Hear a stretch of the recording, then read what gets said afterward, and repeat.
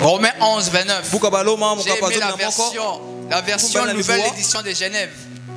Les dons et l'appel de Dieu sont irrévocables. Lorsque Dieu te donne les dons spirituels, tu peux vivre dans tes péchés. Les dons sont trompeurs. Alléluia. Les dons spirituels sont trompeurs. 1 Corinthiens chapitre 12, commençons au verset 7. Or, à chacun la manifestation de l'esprit est donnée pour l'utilité commune. En effet, à l'un est donné par l'esprit une parole de sagesse, à un autre une parole de connaissance selon le même esprit, à un par le même esprit, à un autre les dons de guérison par le même esprit, à un autre le don d'opérer des guérisons par le même esprit, à un autre le don d'opérer des miracles, à un autre la prophétie, à un autre le discernement des esprits, à un autre la diversité des langues, à un autre l'interprétation des langues. Le verset 28. Et Dieu a établi dans l'église premièrement les apôtres, second les prophètes, troisièmement des docteurs, ensuite ceux qui ont les dons des miracles, puis ceux qui ont des dons, les dons de guérir, de secourir, de gouverner, de parler diverses langues. Tous sont-ils apôtres, tous sont-ils prophètes, sont-ils docteurs, tous ont-ils les dons de guérison, tous ont-ils les dons de guérison, tous parlent-ils, interprètent-ils, aspirez aux dons les meilleurs. Je vais encore montrer une voie par excellence. Éphésiens chapitre 4, à partir du verset 8. C'est pourquoi il est dit, étant monté en haut, il a emmené des captifs et il a fait des dons aux hommes. Or, que signifie il est monté? S'il est qu'il est aussi descendu dans les régions inférieures de la terre.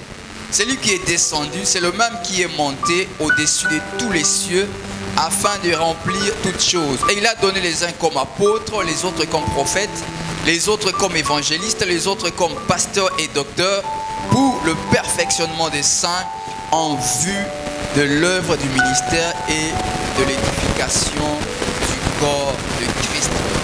Romains chapitre 12. On va commencer à partir du verset 6. À la maison, je vous invite à l'écoute du chapitre 12.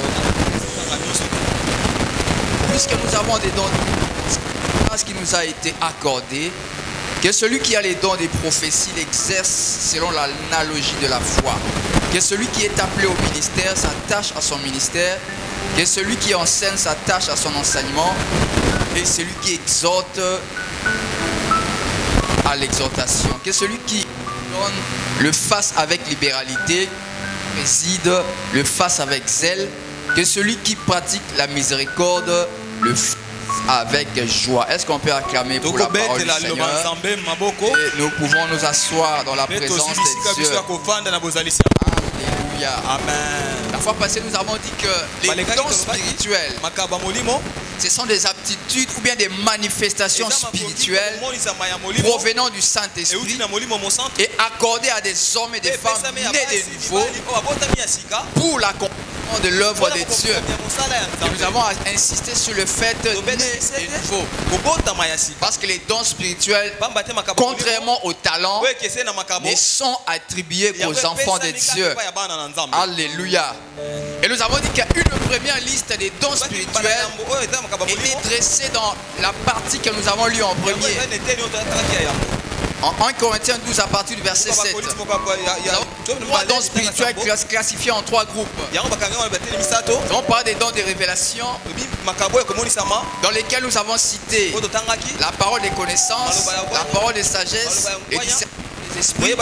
Et dans le deuxième groupe, nous avons vu les dons d'inspiration ou dons de mission, où nous avons parlé de la prophétie, les diverses langues et l'interprétation des langues. Et dans le troisième groupe, les dons de puissance. Dans ce groupe, nous avons les dons de guérison, l'opération des miracles et la foi. Et nous avons vu que dans la Bible, lorsqu'on parle de foi, on le voit sous 4. Et j'aimerais terminer une histoire que j'avais commencée la fois passée. Parce qu'il y a quelqu'un qui nous suivait sur Facebook. Comment tu avais commencé quelque chose, tu n'as pas achevé. Voilà pourquoi nous avons béni les seigneurs. C'est que les clés des cieux sont quand même suivis dans les médias. Et nous bénissons les seigneurs pour cela.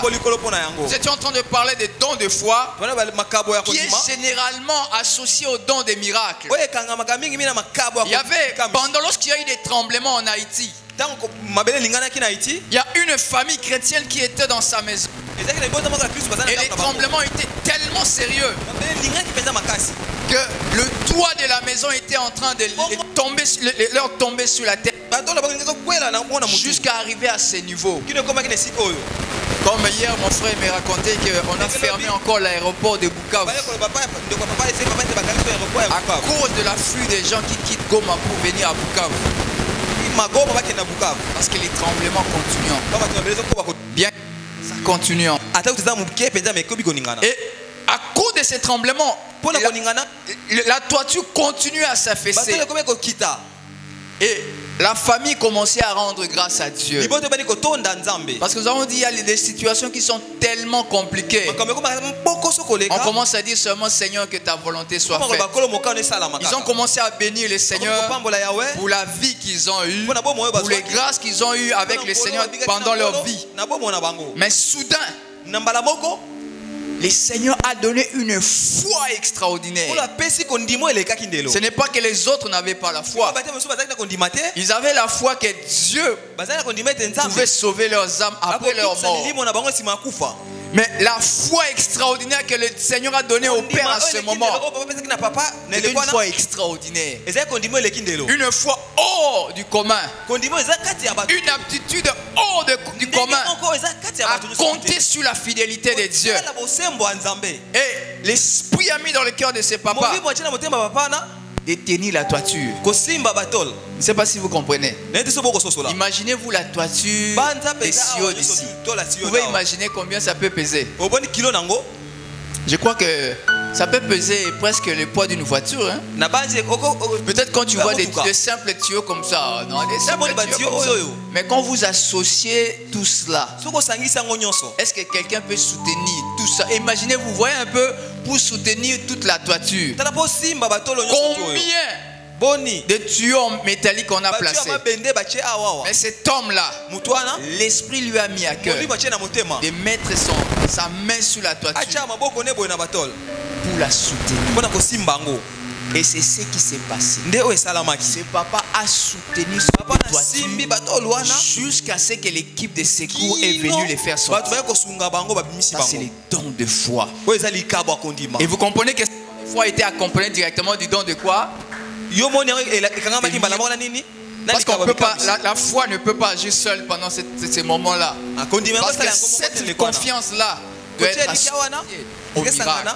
Alléluia. Amen. Vous savez, quand je suis en train de raisonner à cette histoire-là, j'entends mon esprit me dire que Dieu m'aime. Alléluia. Amen. Dieu m'aime. Vous savez, il y a quelque chose qui s'est passé jusqu'à aujourd'hui, je n'arrive pas à comprendre cela. Peut-être qu'aujourd'hui, à la fin, je vais demander un peu au docteur Janssès qui m'explique. Vous savez, un jour, je venais à peine de terminer mes études. Je venais à peine d'avoir mon diplôme d'État. Donc cette année, j'étais en train d'attendre l'inscription à l'université. Et je crois que mon père m'avait fait rire un jour. Un de mes amis était venu me chercher. Il a dit à mon ami avec ironie, Alléluia. Amen. Je me rappelle, j'étais dans ma chambre pendant la journée. Il y a deux femmes des pasteurs qui sont venues me chercher à la maison. Précipitamment. Frère, viens, vite. Je ne comprenais pas. Comme c'était des femmes que je respectais, j'ai couru vite, je suis sorti de la maison. Quand je suis sorti de l'avenue. Elles étaient l'autre était dans la voiture. Vite, kotambang.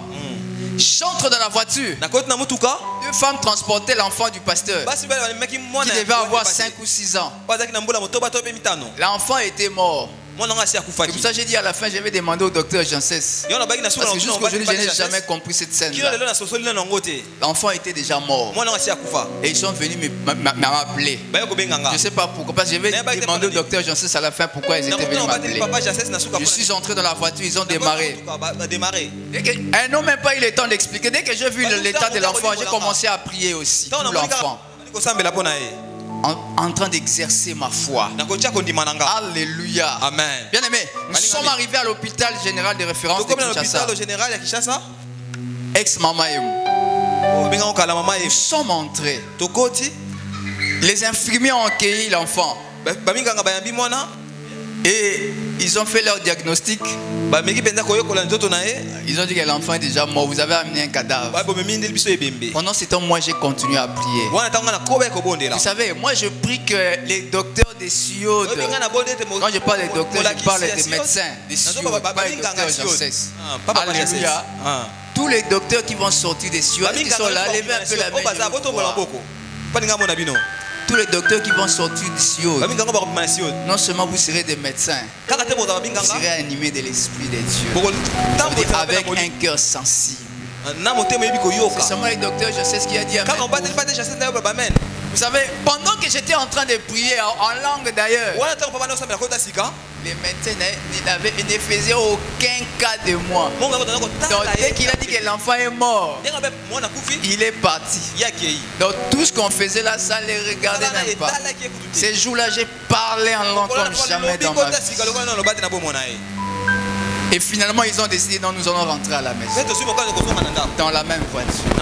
Pendant qu'on rentrait, les deux femmes pleuraient. Moi, je continuais à prier. Nous sommes arrivés à la maison. En entendant, ils étaient en train d'appeler les pasteurs. Ils ont mis l'enfant sur les divans. Elle commençait à pleurer. Moi, j'ai continué à prier pour cet enfant. Je me suis rappelé dans la Bible. Un jour, on a amené un enfant à Élie. Élie avait fait quelque chose. J'ai fait aussi la prière de Dieu. Bien aimé dans le Seigneur, ma sueur s'est mélangée à la sueur de cet enfant. Cet enfant mort. Tous les quartiers venus. Parce qu'on entendait quelqu'un prier pour cet enfant. Le père de l'enfant est venu. Le père commençait déjà à appeler ses autres collègues pour leur annoncer la mort de l'enfant. Moi, j'ai prié toujours pour l'enfant. Jusqu'à ce que la mère de l'enfant est venue me dire: frère, Longwa Kaka, Zamba Kuksika volonté. Ça, je ne comprends. Jusque-là, je n'ai pas compris pourquoi ces femmes sont venues m'appeler. Moi, au moins, j'ai compris pourquoi cet enfant n'était pas ressuscité ce jour-là. Aujourd'hui, avec du recul, j'ai compris que Dieu m'aimait. C'est pour ça que cet enfant n'était pas réveillé. J'ai mis quelqu'un dans les troubles. Ces jours-là, si cet enfant-là était ressuscité, aujourd'hui, je ne serais pas en train de vous parler. Alléluia. Je ne serais pas en train de vous parler. Je serais aussi mort. Je n'avais que 20 ans à cette époque-là. Est-ce que vous comprenez ce que je veux dire? C'est pour vous dire, bien aimé dans le Seigneur, l'important dans la vie, ce n'est pas seulement les dons spirituels. Il y a des choses plus importantes.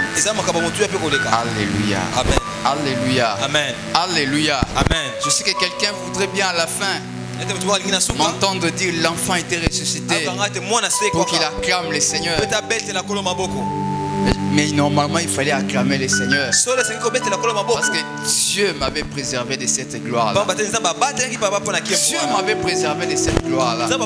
Si cette gloire avait commencé en ce moment-là, mais je suis sûr que je ne serais pas avec vous aujourd'hui. Là en tout cas je suis sûr. Je crois que même les docteurs Janssens ne me contrediraient pas. Je suis sûr que je ne serai pas avec vous.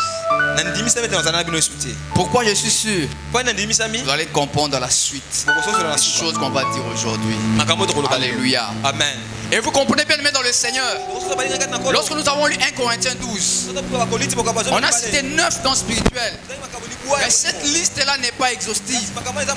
En Romains 12 et en Éphésiens 4, on a ajouté d'autres dons spirituels, parmi lesquels les dons d'enseigner. Les dons d'enseigner. Vous allez comprendre que nous allons, certains dons, on va juste les citer. Parce que c'est facile à comprendre. Il y a le don de servir. Le mot servir vient du mot diacona, qui veut dire domestique, distribuer, assistance ou bien servir. Le don de servir. Et servir englobe pratiquement aussi tous les autres dons spirituels. Alléluia. Amen. Alléluia. Amen. Et nous avons le don d'exhorter ou l'encouragement. Et le mot encouragement en grec est apparenté au mot paraclet. Je crois que tout le monde connaît le mot paraclet. Quand on appelle le Saint-Esprit le paraclet, ça veut dire celui qui se met à côté d'eux pour assister. Quand on dit les dons d'exhorter, les dons d'encouragement, c'est quelqu'un qui a un peu pour le rôle du Saint-Esprit. Lorsqu'on parle du don d'exhorter, c'est plus en parole. Alléluia. Amen. Vous savez, par exemple, dans les moments des deuils, quand vous allez voir quelqu'un qui a perdu sa mère, je me rappelle un jour, excusez-moi si je parle de moi. Je me rappelle un jour, je suis allé voir une amie à l'hôpital. Et en fait, elle m'avait appelé au téléphone, bien maman n'est pas bien. Je suis arrivé dans cet hôpital. La mère était dans un état critique. Dans la salle d'urgence. Et l'ami a demandé au médecin, s'il vous plaît, faites entrer mon ami, c'est un homme de Dieu, qu'il prie pour maman. Le médecin a accepté. Je suis entré avec elle dans la salle d'urgence. Quand j'ai regardé la maman, le Seigneur m'a dit que cette femme va mourir. Osette. Le Seigneur m'a dit clairement que cette femme va mourir. Et je me suis tourné vers la fille. Sœur. Bon, je vais dire son nom parce que elle-même. Nadine. Est-ce que tu es prête à accepter tout ce que le Seigneur va faire dans les heures qui vont venir? Quand je dis ça, elle m'a regardé pendant que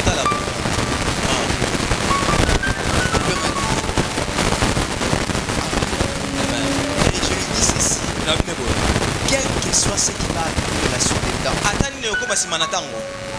retiens que Dieu est fidèle. Mais la fille à qui je parle, c'est une fille qui avait déjà perdu ses parents, son père. Sa mère était le seul soutien qui lui restait. Du reste, la famille, dans la parcelle dans laquelle elle vivait, la belle famille voulait leur prendre cela. Donc, c'est leur maman qui s'opposait comme elle était forte. Donc, ça veut dire que si la maman venait à mourir, leur passé devenait hypothétique. Du coup, leur avenir devenait hypothétique. Alléluia. Amen. Bien aimé, ce jour-là, quelques heures après, donc les jours qui sont venus après, cette maman-là est morte. Et j'ai compris que cette soeur, la manière dont elle avait pleuré, cette parole était importante. Alléluia. Amen. Ça, ce n'est pas encore fini. Vous savez ce qui s'est passé après? Quelques semaines après la mort de la maman, cette fille a étudié dans une université catholique dans laquelle il y avait une bourse. On donnait des bourses aux étudiants, seulement aux étudiantes catholiques engagées dans leurs églises. Ce jour-là, les doyens de la faculté l'ont appelé. Ma fille, tes amis m'ont raconté l'histoire qui s'est passée dans ta famille. Moi, j'ai besoin de t'aider. Elle a dit à ses doyens, vous savez que moi, je suis de l'église des réveils. D'ailleurs, à cette époque-là, l'église où elle priait, le pasteur était parmi les pasteurs qui critiquaient beaucoup l'église catholique. Il n'a même pas fait cas de ce que la fille avait dit. Moi, je vais te donner cette bourse. Là, elle est en G2. Cette fille-là a étudié des G2 jusqu'en deuxième licence avec une bourse des catholiques. Ce n'est pas qu'elle est devenue catholique, elle continue à aller dans son église. Elle a bénéficié d'une bourse. Les dons d'encouragement. Il y a aussi la miséricorde ou bien la libéralité. Bien, vous comprenez, lorsqu'on parle de la libéralité, ça ne veut pas dire nécessairement quelqu'un qui a beaucoup d'argent. Parce que certains vont dire non, il faut avoir beaucoup pour avoir la libéralité. Non. Bien, mais je connais une maman. À un moment de sa vie, elle avait beaucoup d'argent. Elle a fait la libéralité. Aujourd'hui, elle a des moyens limités. Elle continue à donner. Alléluia. Amen. Quand je dis donner, ce n'est pas... Vous savez, certaines personnes ont la facilité quand on fait des appels à l'église qui aiment donner. Et autour d'eux, ils ne donnent pas. Alléluia. Amen. Il y a un frère un jour qui m'a dit une chose. Il a dit qu'il n'avait que 2 belles chemises. Mais un jour l'esprit lui dit, choisis parmi tes chemises là. Tu vas donner l'autre chemise à l'autre frère. Alléluia. Amen. Alléluia. Amen. Le don de liberté. Bien, mais ce n'est pas question de forcer. C'est une tendance que l'esprit te donne naturellement. Toi-même tu ne comprends pas. Tu donnes facilement. Que tu en aies ou bien que tu en aies pas beaucoup, tu donnes seulement. Alléluia. Amen. C'est pour ça que je ne veux pas que tu ailles forcer. Comme on a parlé dans des libéralités, moi aussi je vais commencer à donner. Tu peux donner, c'est bien. Mais il y a des gens à qui l'esprit donne cette capacité-là de donner. Il peut avoir 1000 francs, mais il est capable de diviser ces 1000 francs en deux pour donner 500 à l'autre. Alléluia. Amen. Alléluia. Amen. Alléluia. Amen. Alléluia. Amen. Vous savez, il y a quelqu'un avec qui j'étais cette semaine. On lui a offert une offrande. Cette offrande-là, c'était légal. Il pouvait en faire ce qu'il voulait. Il dit que j'ai prié d'abord pour savoir ce que je vais faire. Alléluia. Amen. Bien aimé, vous avez un pasteur qui va payer offrande. Vous avez prié pour nous. Frère, c'est sincère. Alléluia. Le frère est sincère. Parce que c'est son offrande. Alléluia. Mais ces choses, ce sont des choses que Dieu donne. Il y a des gens qui ont cela. Dès qu'il a reçu le Seigneur, cette facilité-là à aider les autres matériellement. Vous comprenez quand on parle de la libéralité? Quand on parle de l'encouragement, ce sont des mots qu'on donne. Quand on parle de la libéralité, c'est du matériel. Alléluia. J'insiste sur le fait que quand on parle de la libéralité, ce n'est pas question d'en avoir beaucoup. D'ailleurs, pour voir si tu as vraiment la libéralité, c'est quand tu en as moins. C'est là on saura si tu as vraiment la libéralité. C'est quand on a beaucoup, on peut donner du superflu. Alléluia. Amen. Généralement, ces gens-là qui ont les dons de libéralité, le Seigneur aime les éprouver dans ce sens. Il peut te priver de certaines choses pendant un moment pour que tu apprennes à donner. Alléluia. Amen. Alléluia. Amen. Et un autre don, c'est le don de présider ou bien de diriger. On peut assimiler cela même à la direction du culte ou même à la direction des choses de l'église. À part ces dons, nous avons des dons ministères. Là, nous avons vu cela dans Éphésiens chapitre 4. Le premier don ministère, c'est le don d'apôtre. Le mot apôtre vient du grec apostolos. Et apostolo veut dire envoyé en avant. Ambassadeur. Et les apôtres, le mot apostolo fait référence à des colons. Par exemple, les gens qui sont venus en Afrique pour prendre nos richesses gratuitement sans donner en retour. Alléluia. On a envoyé d'abord des gens qui sont venus comme des colons. Alléluia. Amen. Le ministère d'apôtre, c'est un ministère de fondation, d'autorité, d'encadrement. Normalement, celui qui s'appelle apôtre, on ne peut pas voir par exemple ça n'a pas de sens. Alléluia. Amen. Les jours qui vont venir, Je ne sais pas, peut-être c'est aussi une prophétie. Amen. Les jours qui vont venir, on voit les docteurs Janssens partir à Kisantu. Il implante une église. Il va à Bruxelles, il implante une église. Mais bolo ba amen. Amen. Alléluia. Amen. Il va à Lubumbashi, il implante une église. Il va à Kisangani, il implante une église. Ça, c'est les ministères d'apôtres. Et non seulement il implante, il s'assure de l'encadrement des gens qui sont dans ces églises-là. Donc, et il a une autorité sur ces gens-là. Ça, c'est les ministères d'apôtres. Et il y a aussi le ministère des prophètes. Le ministère des prophètes. On va y revenir tout à l'heure. Nous avons aussi le ministère d'évangéliste. Évangéliste vient du mot évangile. Évangile qui veut dire bonne nouvelle. À l'époque romaine, lorsque les soldats partaient en guerre et qu'il y avait une victoire, on envoyait un messager rentrer dans la ville, apporter la bonne nouvelle que nous avons la victoire. Et cette nouvelle, on l'appelait évangile, la bonne nouvelle. Je vais vous lire la définition qu'un pasteur a donnée. Il s'appelle Maurice Rai. Je ne sais pas si j'ai bien lu cela. C'est un pasteur suisse. Il dit ceci: l'évangéliste met en lumière et limite sa prédication à un aspect précis du message. Et cet aspect précis du message, c'est le salut par grâce et son résultat entendu, la repentance et la foi.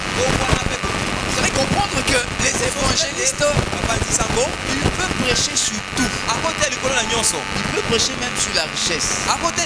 Mais dans la conclusion de son message, il va demander aux gens de venir au Seigneur. Il peut prêcher la sanctification. Mais dans la conclusion de ce message, il va seulement rebondir sur la repentance. Il peut prêcher sur n'importe quel domaine de la parole, mais il va seulement atterrir sur la repentance. Donc tout son message est appuyé sur le salut, la repentance, la foi. Alléluia. Amen. Je peux donner un exemple très simple. L'évangéliste Jimmy Swaggart. Si vous voyez Jimmy Swaggart, si c'était certaines personnes qui ne comprennent pas les choses, avec la taille qu'il avait eue à ce moment-là, il pouvait changer de nom. N'est-ce pas? Évangéliste, c'est ça, c'est ma place. Imaginez-vous la taille que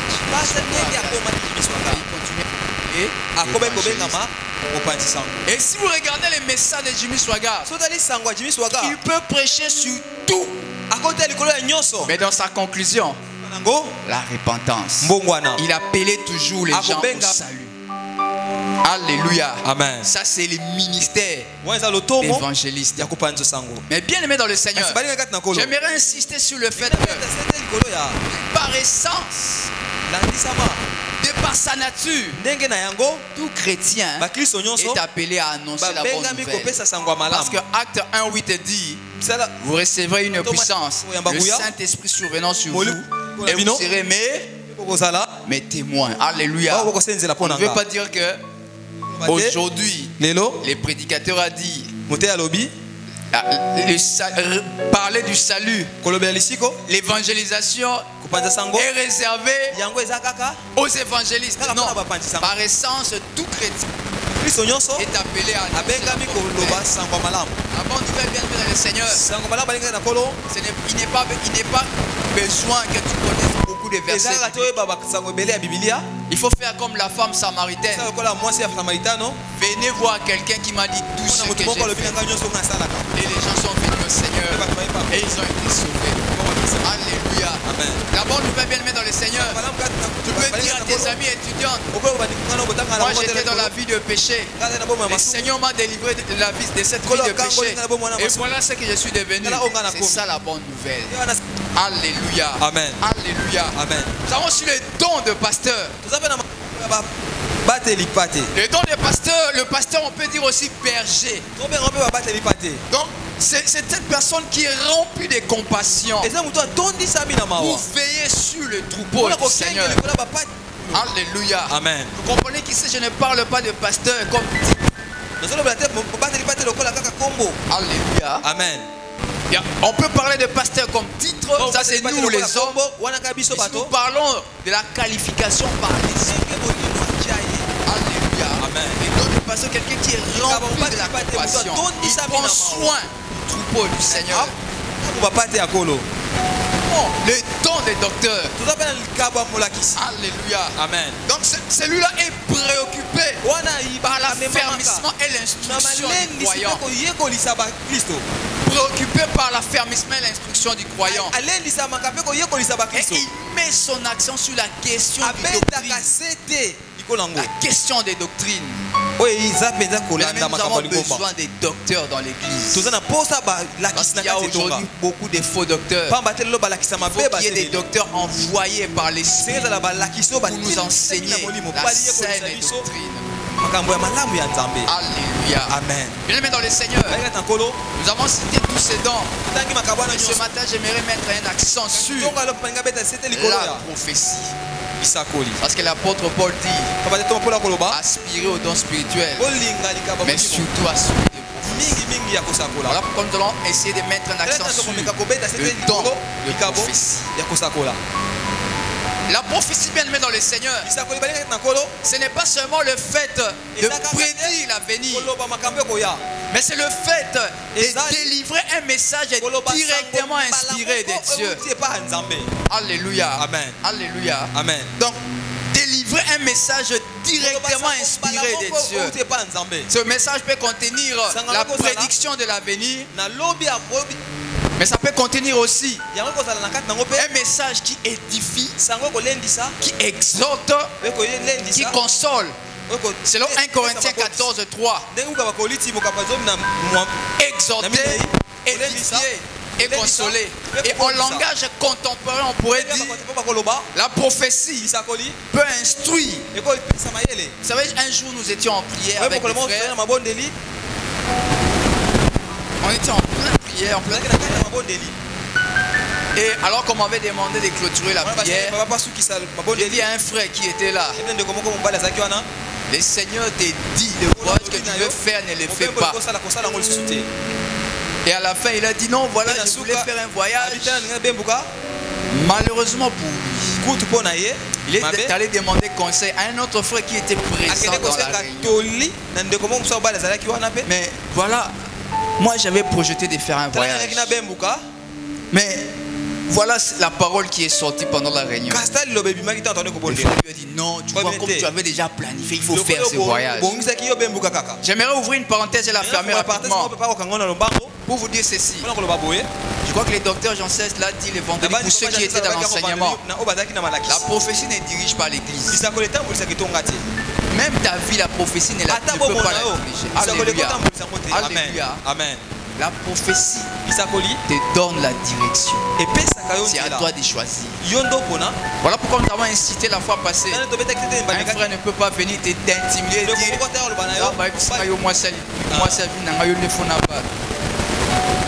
ce n'est pas parce que ça vient de Dieu que toi tu dois t'engager. C'est à toi de décider. Alléluia. Amen. Et ses frères, la décision lui appartenait.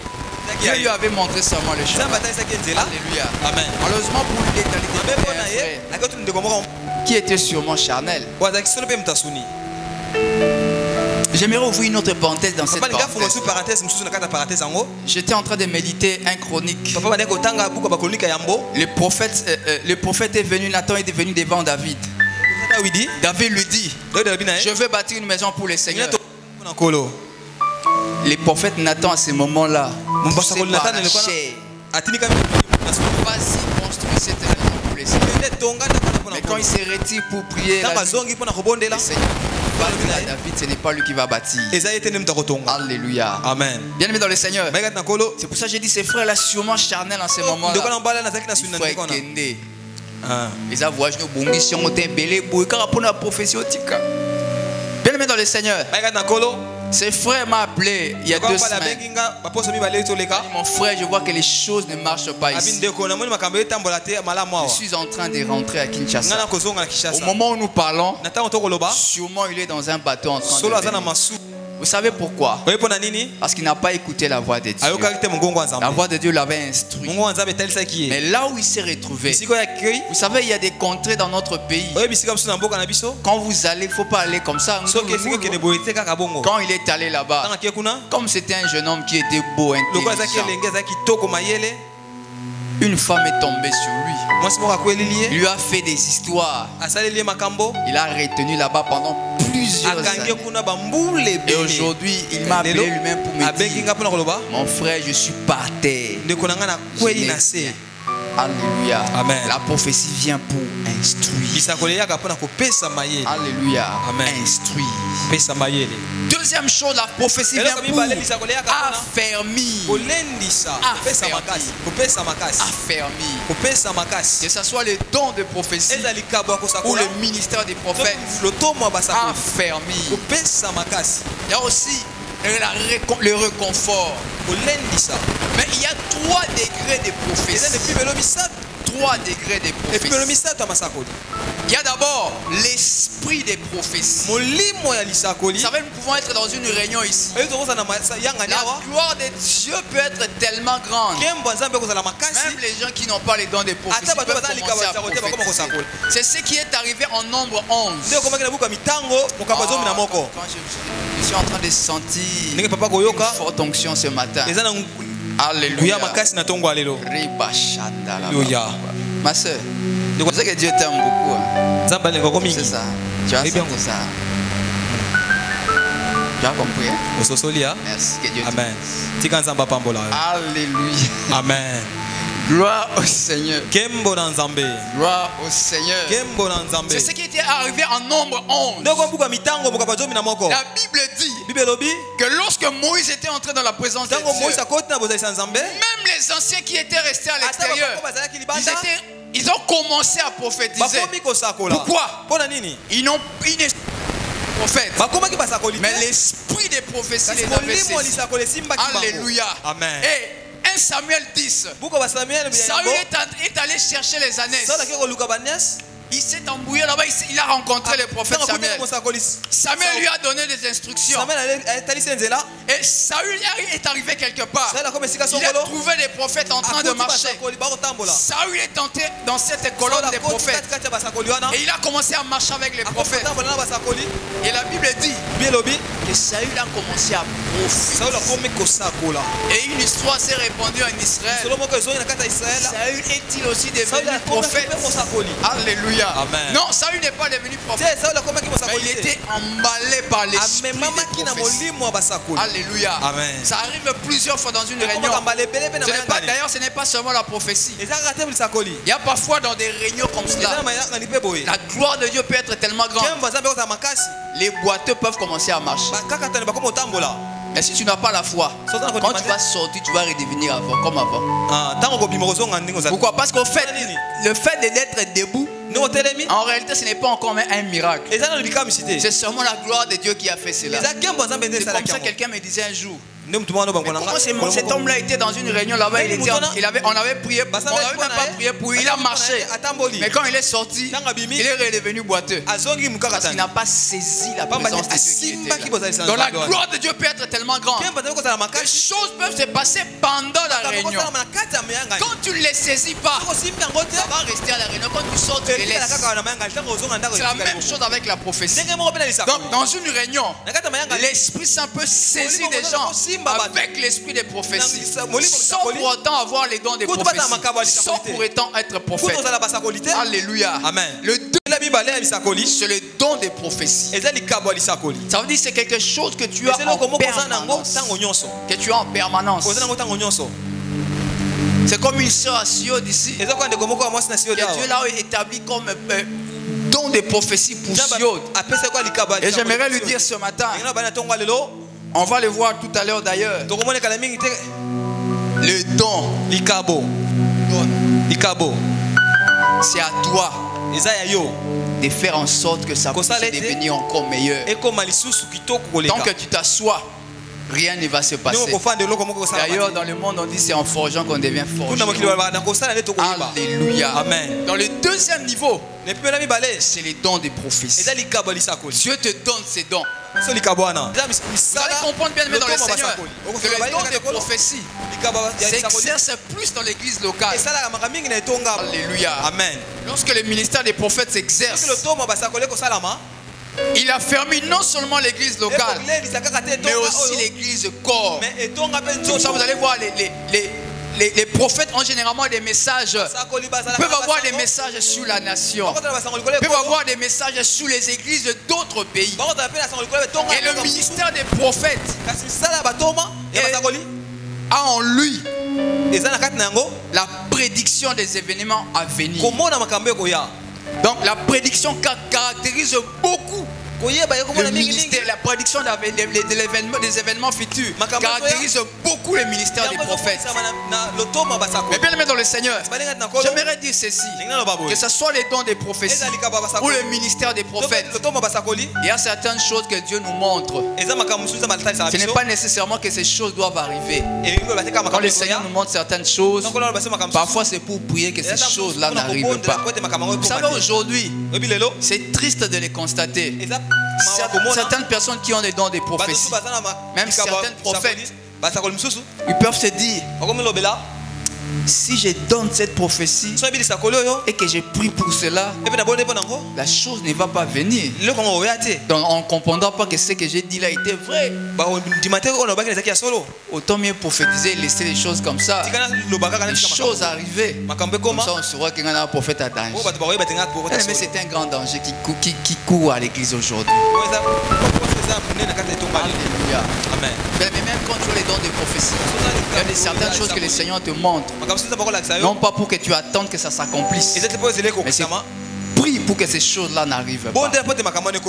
Alléluia. Amen. Alléluia. Amen. Je sais que c'est bien, vous savez, lorsqu'on prophétise certaines choses et que les choses arrivent, ça nous fait du bien, n'est-ce pas? Ça nous fait du bien. C'est pour ça que Dieu aime bien tailler les enfants dans ce sens-là. On va comprendre cela tout à l'heure. Donc vous comprenez bien dans le Seigneur. Lorsque Dieu révèle les choses, c'est pour que nous puissions faire quelque chose. J'ai beaucoup aimé un prophète qui était en train de prophétiser dernièrement sur notre pays. Je préfère ne pas citer les noms du pays. Il a dit voilà ce qui va arriver dans ce pays-là. Mais vous les chrétiens de ce pays, même vous les chrétiens du Congo ici, priez beaucoup pour que lorsque cette chose va arriver, il y a d'autres choses que les Seigneur m'a montré ne puissent pas s'accomplir. Alléluia. Amen. C'est ça les prophètes. Il ne faut pas être prophète car au sakoli ose à makamone comme ça maintenant bien aimé dans le Seigneur. Il faut associer à la prophétie la prière. Alléluia. Amen. Alléluia. Amen. Bien aimé dans le Seigneur.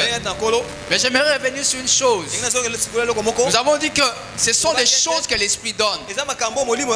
Mais nous avons aussi des inspirations. 3 sources d'inspiration. C'est vrai, la première source d'inspiration, c'est le Saint-Esprit. Le Saint-Esprit nous donne des révélations. Mais il y a 2 autres sources. Le diable aussi peut révéler les choses. Alléluia. Amen. Le diable peut révéler les événements futurs. Alléluia. Amen. Voilà pourquoi lorsque tu as les dons de prophétie, il faut être prudent. Il y a aussi ton âme à toi-même, ton propre esprit, tes propres pensées peuvent être à l'origine de ces inspirations. Voilà pourquoi, bien aimé, lorsque tu as les dons des prophéties, il ne faut pas être habitué à faire n'importe quoi comme tout le monde. Il faut être discipliné, comme on va le voir. Alléluia. Amen. Alléluia. Amen. Vous savez, Beaucoup de prophéties sont généralement animées par des mauvaises pensées. Quand on a entretenu de mauvaises pensées sur quelqu'un. Je me rappelle, une soeur était en train de prophétiser sur un frère. Dieu m'a dit de te dire d'abandonner cette vie-là. En réalité, cette prophétie ne venait pas du Saint-Esprit. La sœur était en train de soupçonner ce frère-là. Il ne voyait pas clair. Le frère au Guada vivra bien. C'est sorti sous forme de prophétie. Alléluia. Amen. Bien-aimé dans le Seigneur, les pensées peuvent être à l'origine. C'est pour ça qu'il faut faire très attention. Alléluia. Amen. Alléluia. Amen. Et bien-aimé dans le Seigneur, dans l'église, les dons spirituels sont très importants. Les dons spirituels sont très importants. Si nous lisons 1 Corinthiens 14, verset 6, le verset 4, même le verset 12, la Bible nous montre clairement que les dons spirituels, c'est pour l'édification de l'église. C'est pour le perfectionnement des saints. Christ a besoin d'une église vivante, une église qui évolue. Et pour cela, Christ a donné les dons spirituels. Et les dons spirituels sont importants aussi pour le salut des incroyants. Vous savez, un jour, j'étais en prière. Le Seigneur m'a donné le nom d'une fille. Elle s'appelait Chantal. Et l'adresse. Je suis allé dans cette parcelle-là. Il dit, je cherche Chantal. Ils m'ont demandé, tu la connais? Je dis non, je la connais. Mais pourquoi tu cherches quelqu'un que tu connais pas?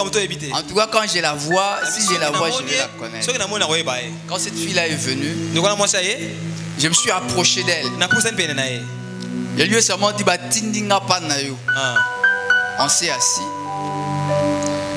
On a prié, je lui ai dit, le Seigneur a entendu ta prière et il m'a envoyé vers toi. Je n'avais rien dit. Elle a commencé à pleurer. Elle m'a dit, mon frère, toute cette semaine, j'étais en train de prier. Et je me rappelle que c'était une païenne. J'étais en train de prier. Seigneur, si vraiment tu existes, cette semaine, je veux que tu m'envoies quelqu'un. Là, je saurai que tu existes. Et moi, je suis venu. J'ai compris qu'au fait, Dieu m'avait envoyé là-bas pour qu'elle reçoive le Seigneur. Parce que je n'avais pas un message. Le seul message que j'avais dit, Dieu m'a envoyé vers toi. Et quand elle a fini, elle dit, tous tes problèmes que tu as, je n'ai pas besoin de les connaître. Mais le déclenchement de l'accomplissement des promesses de Dieu vont commencer seulement maintenant lorsque tu vas donner ta vie au Seigneur. Et cette fille avait donné sa vie au Seigneur. Ce qui est arrivé à je ne sais pas parce que j'ai perdu contact avec elle. Alléluia. Amen. Alléluia. Amen. Les dons spirituels sont utiles pour le salut des incroyants. Alléluia. Amen. Mais les dons spirituels sont importants pour aussi démontrer la puissance de Dieu. Dans le but de sauver les intérêts de Dieu. Sauvegarder les intérêts de Dieu. Alléluia. Amen. Le mercredi, le pasteur Salem nous a dit ceci. Il était en contact avec quelqu'un qui était en train de lui montrer comment est-ce que dans les fétiches il était capable de donner la solution aux gens. Bien aimé, une telle personne a besoin de la démonstration de la puissance de Dieu. Alléluia. Amen. 1 Roi chapitre 18. La Bible dit que les prophètes de Baal étaient là. Ils ont fait tout ce qu'ils pouvaient faire. Lorsque Élie est venu, il a démontré la puissance de Dieu. Et le peuple est rentré au Seigneur. Alléluia. Il y a certaines personnes qui ont quitté la foi, qui sont allées loin pour les ramener dans la foi. Il faut les dons spirituels. Amen. Et les dons spirituels sont essentiels pour la santé et le développement du corps de Christ. Alléluia. Amen. Bien, dans le Seigneur, souvent les gens se demandent comment est-ce que je peux reconnaître mon don, même mes dons spirituels. Bien, mais tant que tu resteras à la maison, tu ne connaîtras pas. La meilleure manière de connaître ton spirituel, c'est de fréquenter une église locale. Et tu ton pendant que les autres vont voir ces dons en toi. Mais la Bible nous dit aussi, aspirez aux dons les meilleurs. Aspirez aux dons les meilleurs. Bien aimé, quand tu as besoin que Dieu t'utilise dans un domaine, la Bible dit aspirer. Ce matin, si tu as besoin d'aspirer à la prophétie, aspire. Le mot aspirer vient du grec zélo, qui veut dire désirer ardemment, bouillir des désirs. Alléluia. Amen. Alléluia. Amen. Et pour recevoir les dons spirituels, on a besoin de la prière. Plus tu pries, plus tu fréquentes une église locale, plus tu vas voir les dons spirituels seront manifestes. Mais ce matin, bien aimé dans le Seigneur, nous voulons mettre l'accent sur une chose. Comme nous avons dit tout à l'heure, à côté des dons spirituels, si vous lisez Galates 5, 22, il y a aussi le fruit de l'esprit. Le fruit de l'esprit. Mais c'est bien d'avoir des dons spirituels, mais il faut chercher l'équilibre de la vie chrétienne. Les dons spirituels n'ont pas besoin d'attendre que tu aies 10 ans, 20 ans dans les dans la vie chrétienne. Au moment même où tu reçois Jésus-Christ dans ta vie, Dieu te donne les dons. Il y en a même certains dont tu n'en as même pas conscience. Ils sont là. Il y en a même que tu peux acquérir avec les dons, avec ton aspiration. Alléluia. Amen. Il nous a raconté l'histoire d'un frère. Il était très jeune en 3e secondaire. Alors les autres étaient en retraite.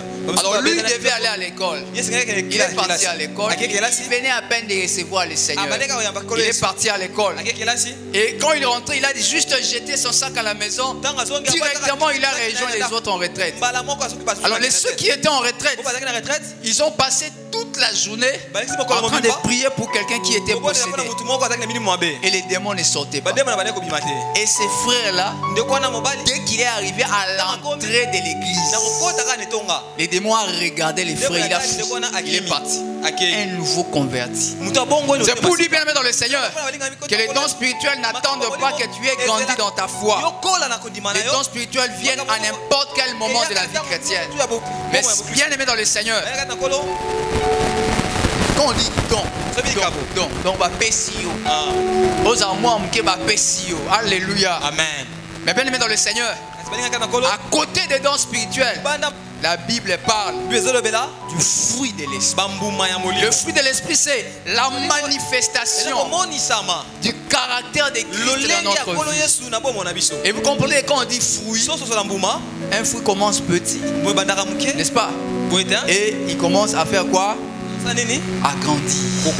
Et pour qu'un fruit grandisse, il faut prendre soin de l'arbre. Et bien dans le Seigneur, le fruit de l'esprit pour grandir ont besoin de ce qu'on appelle les moyens de grâce. Le fruit grandit avec les moyens de grâce. Les moyens de grâce, par exemple, c'est cela dont le pasteur Salem a insisté le mercredi, sur la prière. Plus nous passons le temps dans la présence de Dieu, plus nous acquérons les caractères de Dieu. J'aime la parole de l'ange Gabriel en Luc 1. Je suis celui qui se tient à côté de Dieu. Quand tu n'as pas cru à ma parole, tu deviens muet. Pourquoi l'ange avait dit ça?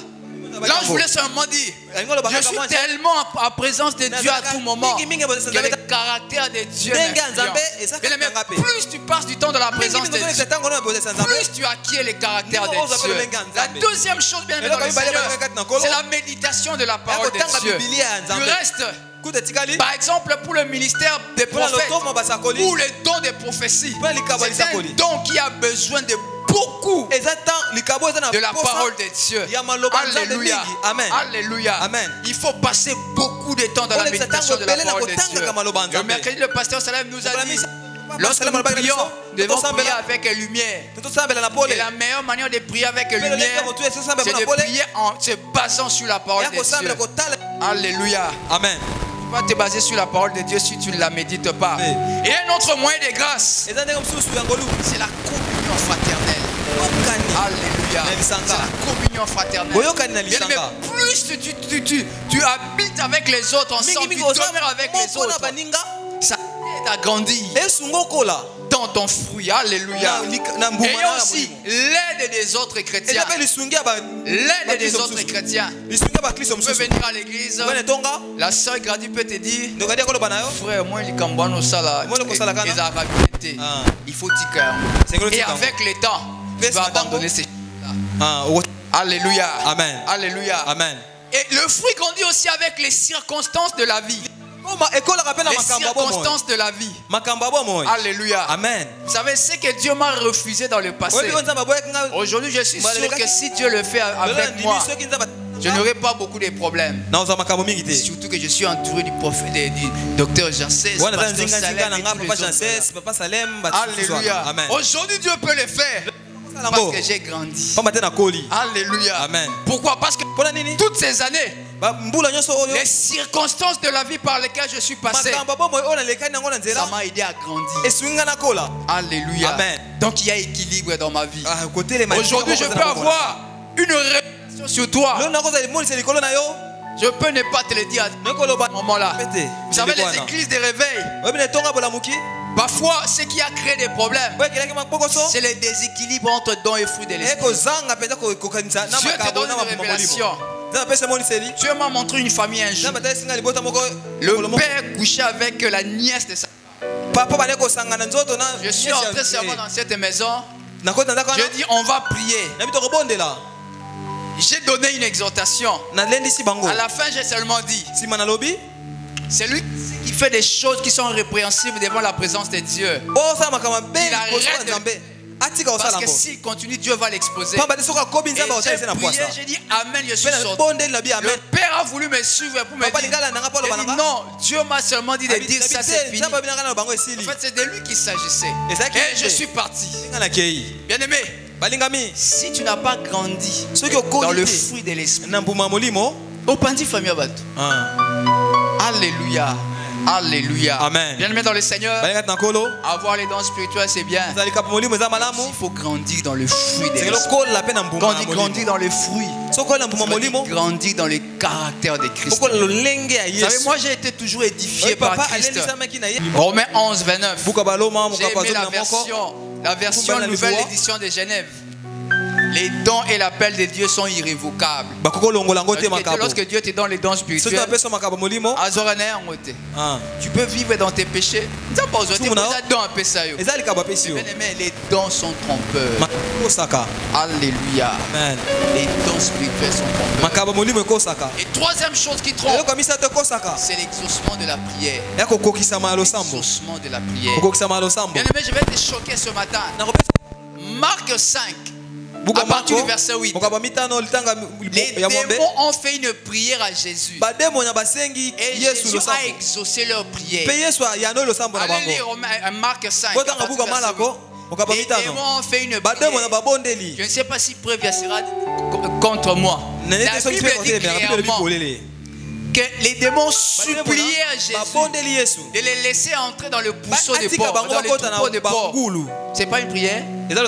Et qu'est-ce que la Bible dit? Jésus leur permet. Ils sont entrés dans les démons.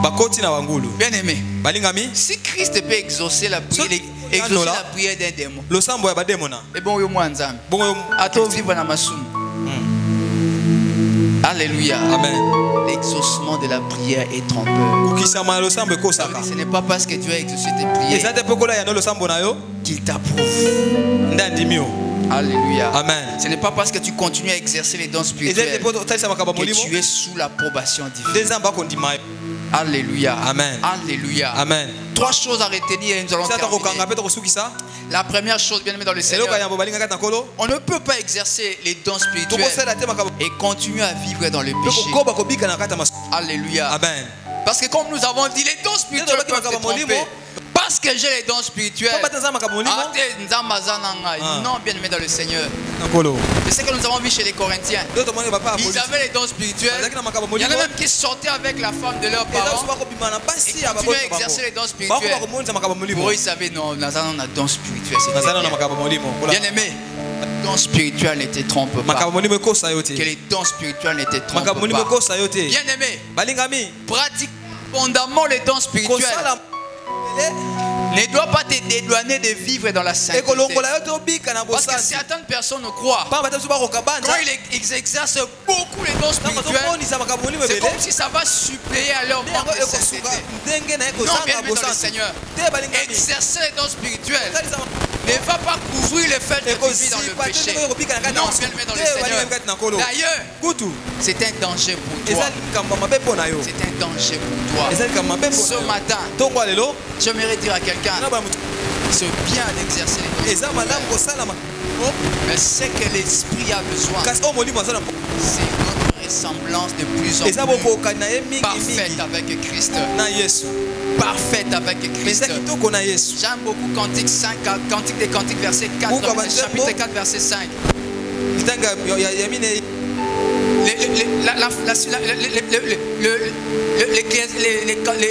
Salomon dit à la Sulamite, tes deux seins sont comme deux touches jumelles. Dans le langage prophétique, les deux seins représentent les dons spirituels et le fruit de l'esprit. Je ne sais pas qui sera content d'avoir une femme qui a deux seins, l'autre qui est grand, l'autre qui est grand. Les frères qui veulent se marier, qui doivent avoir une femme. C'est un monstre. Un saint plus beau que l'autre. Je sais que dans la nature, il n'y a jamais eu de perfection dans les organes. Souvent, les organes ont toujours une petite différence, mais qui sont généralement non remarquables. Bien aimé dans le Seigneur, ce matin, je voulais te dire, les dons spirituels et les fruits de l'esprit dans ta vie doivent être corrigés.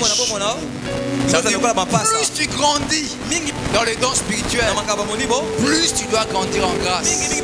Plus tu grandis dans les dons spirituels, plus tu dois ressembler à Christ. Tu es un monstre. Est-ce qu'on peut s'élever dans la présence de Dieu ce matin?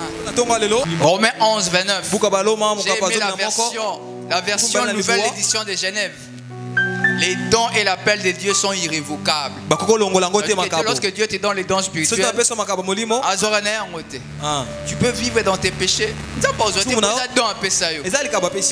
Les dons sont trompeurs. Alléluia. Les dons spirituels sont trompeurs.